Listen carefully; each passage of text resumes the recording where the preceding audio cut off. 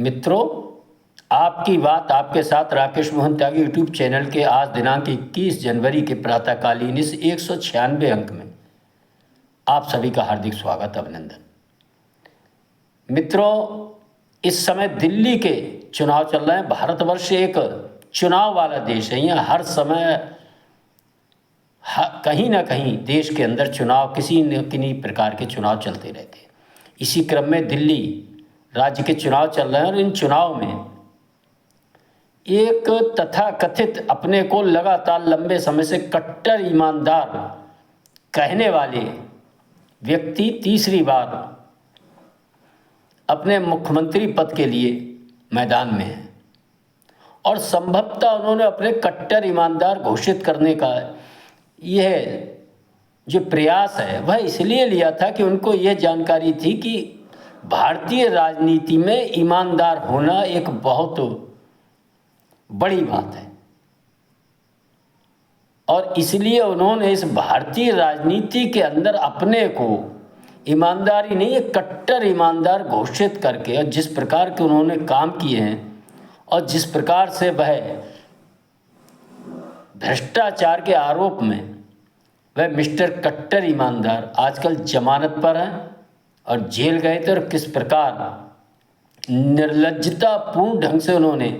Jail जाने के बाद देश के ऐसे कट्टर ईमानदार मुख्यमंत्री होने का गौरव प्राप्त किया कि जो बिना इस्तीफा दिए, और उनमें इतना नैतिक जो तकाजा था इन परिस्थितियों का कि आज तक देश के अंदर किसी भी मुख्यमंत्री को अगर किन्हीं कारणों से जेल जाना पड़ा तो उसने सर्वप्रथम त्यागपत्र देकर ही जेल जाना स्वीकार किया था। लेकिन ये मिस्टर वह भी नैतिक तकाजा पूरा नहीं कर पाए। लेकिन कहीं ना कहीं मित्रों, हम सबकी भी ये बड़ी विस्मृति है, रहती हो जाती है कि हम भी भारतीय राजनीति में बहुत ईमानदार राजनेता, लंबे समय तक राजनीति में रहने के बाद भी उनकी ईमानदारी पर कोई शक नहीं कर सकता, विरोधी भी। ऐसे नेताओं के बारे में जितनी चर्चा इस देश के और मीडिया में वह हम सबके के बीच होना चाहिए तो वह नहीं हो पाती है। यह इस हमारे जीवन का, हमारे देश का एक नकारात्मक पहलू कि हम सब नकारात्मक पहलुओं पर ज़्यादा चर्चा करते हैं, खराब बातों पर ज़्यादा चर्चा करते हैं, बेईमानों की ज़्यादा बात करते हैं, भ्रष्टाचारियों के बारे में ज़्यादा चर्चा करते हैं, वह अन्य इसी प्रकार समस्या के बारे में ज़्यादा चर्चा करते हैं, ना कि उस समस्या का निराकरण करने पर बिल्कुल चर्चा नहीं करते। ये हम सबका कहीं ना कहीं नकारात्मक सोच है और इसी नकारात्मक सोच के कारण हम सबके ध्यान में ही नहीं आता कि इस देश के अंदर एक ईमानदारी का पर्याय माने जाने वाले बहुत से राजनेताओं ने लंबे समय तक मुख्यमंत्री व प्रधानमंत्री जैसे पदों को व अन्य केंद्रीय मंत्री के पदों को सुशोभित किया था, लंबे समय तक सुशोभित किया था और उनकी किसी भी कार्यकाल में किसी भी समय कभी भी विपक्षी भी उनकी ईमानदारी पर संदेह नहीं कर पाए थे। लेकिन इस देश की जनता ने ऐसे लोगों को बुलाने का काम किया, उनकी चर्चा करने का काम नहीं किया। आज मैं ऐसे कुछ भारतीय राजनीति में जो ईमानदारी के पर्याय माने जाते हैं उनके बारे में आपके समक्ष चर्चा करना चाहूँगा। और चर्चा प्रारंभ करने से पहले मेरा आप सभी से विनम्र अनुरोध है कि जो लोग इस YouTube चैनल को सुनते हैं, मेरा अनुरोध है YouTube पर जाकर इन अंकों को पूरा सुनकर लाइक करें, ज़्यादा से ज़्यादा शेयर करें तथा जिन मित्रों ने चैनल सब्सक्राइब नहीं किया अभी तक, मेरा अनुरोध है कृपया वो चैनल भी सब्सक्राइब करें। बंधुओं, ईमानदार राजनीतिक रूप में यदि हम सबके ध्यान में आया हो तो मैं आपके समक्ष चर्चा करना चाहूँगा उड़ीसा के निवर्तमान मुख्यमंत्री नवीन पटनायक। मित्रों, मैंने 4 माह पूर्व भी जब उड़ीसा के अंदर चुनाव के बाद नई सरकार और उसके नए मुख्यमंत्री श्री मोहन चरण मांझी जी भारतीय जनता पार्टी के मुख्यमंत्री के पद पर शपथ ले रहे थे, उस संबंध में एक वीडियो बनाया था। और इस वीडियो के अंदर मैंने बताया था कि किस प्रकार नवीन पटनायक जी किस प्रकार के बड़े दिल वाले व्यक्ति हैं और इनकी ईमानदारी, इनकी निष्ठा, इनकी कार्यकुशलता, इनके गरीब हित, जनहित,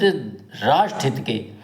जो फैसले थे उन पर भी मैंने पूर्व के अंक में चर्चा की थी। आज मैं आपका ध्यान पुनः इनके इन्हीं गुणों की ओर दिलाना चाहता हूं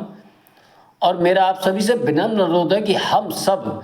यदि बेईमानों की चर्चा 5 मिनट करें तो कम से कम हम सबको 15-20 मिनट ऐसे ईमानदार राजनेताओं के बारे में समाज के बीच चर्चा करनी चाहिए, उनसे प्रेरणा लेनी चाहिए, उनके बारे में जानना ही नहीं उनको याद भी रखना चाहिए। मित्रों, 5 मार्च 2000 से 12 जून 2024 तक 6 कार्यकाल मुख्यमंत्री के रूप में रहते हुए उड़ीसा के नवीन पटनायक जी ने 23 साल 139 दिन का लंबा कार्यकाल मुख्यमंत्री के रूप में निभाया था। और इस लंबे कार्यकाल में आप जरा कल्पना करें, 23 साल 139 दिन के बीच एक भी दिन ऐसा नहीं बीता कि वो जनहित, लोकहित, गरीब हित और सुशासन, उड़ीसा के अंदर जिस प्रकार सुशासन बनाने का, चलाने का उन्होंने काम किया, ये उसी का परिणाम था कि वहाँ की जनता ने लगातार 6 बार उनको मुख्यमंत्री के पद पर 6 कार्यकाल पर सुशोभित करने का काम किया था। मित्रों,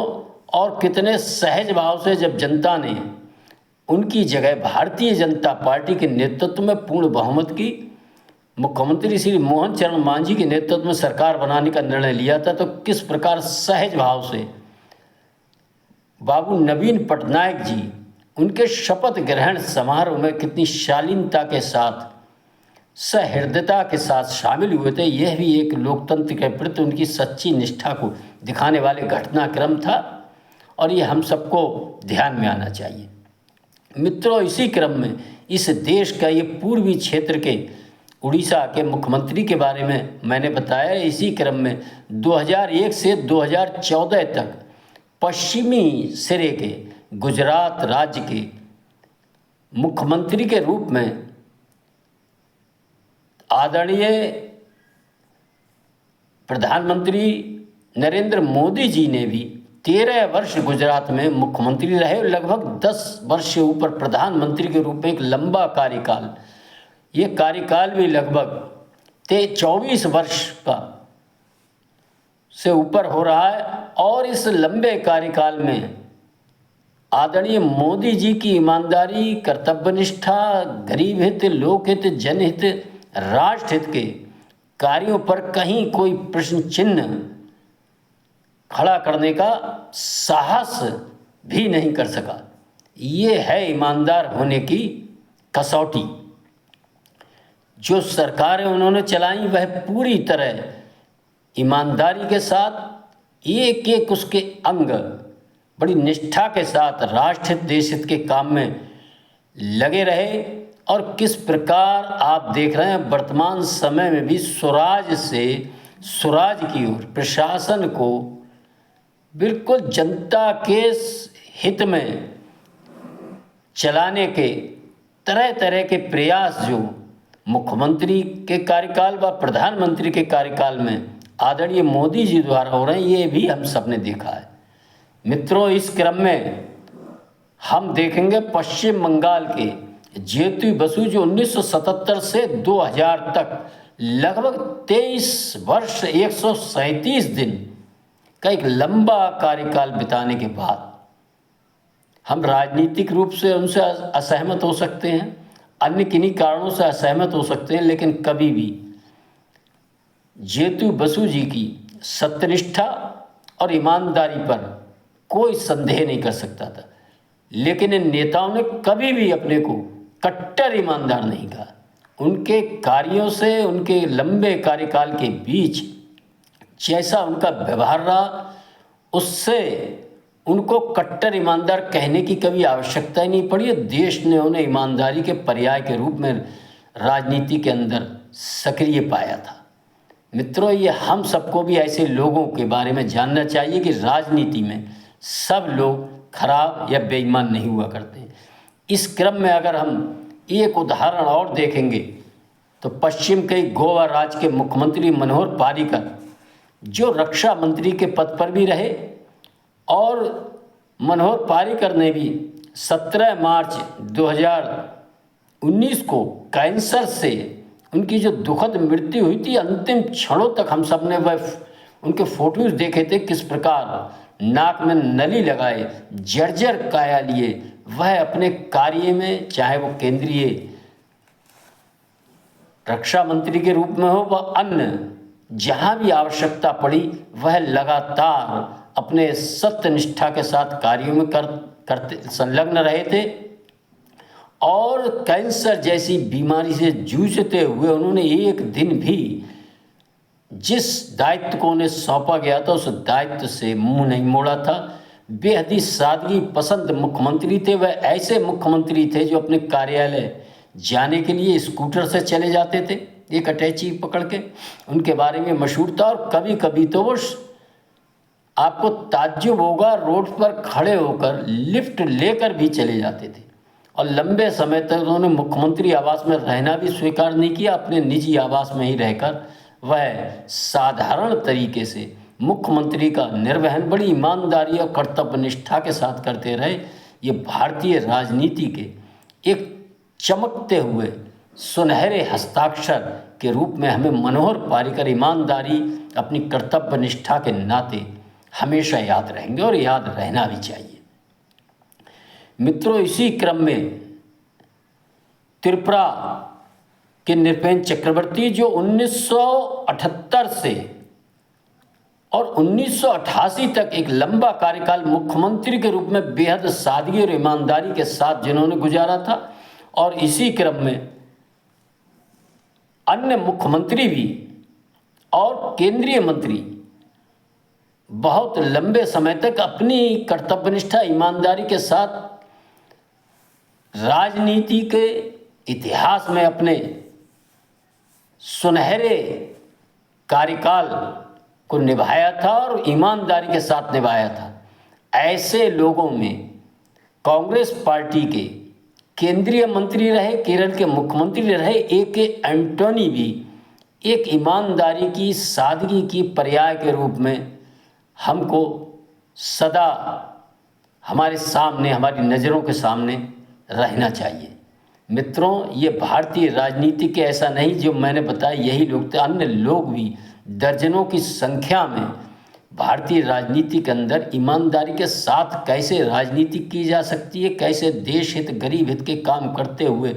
अपने को राजनीति की गंदगी से बचाकर किस तरह से देश की सेवा की जा सकती है, इन राजनेताओं के बारे में भी हमें व हमारे लोगों को, हमारे समाज को जानना चाहिए।